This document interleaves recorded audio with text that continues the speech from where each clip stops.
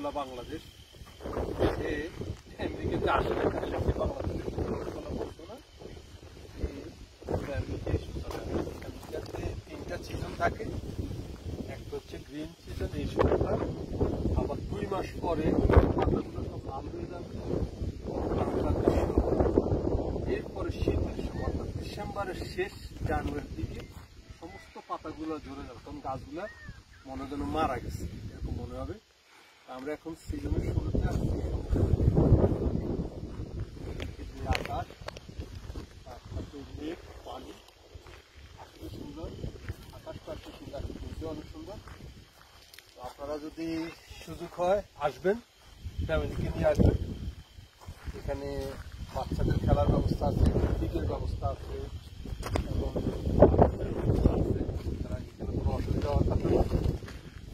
অনেক সুন্দর, আজকের ওয়েদারটা বৃষ্টি বাতাসের সাথে সাথে সুন্দর একটা হচ্ছে, সব কিছু মিলিয়ে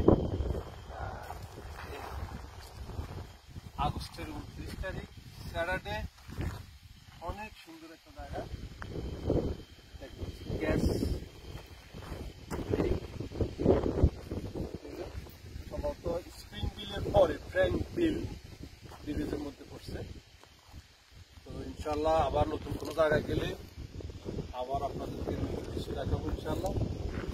সবাই ভালো থাকেন, খুদা হাফেজ, আসসালামু আলাইকুম।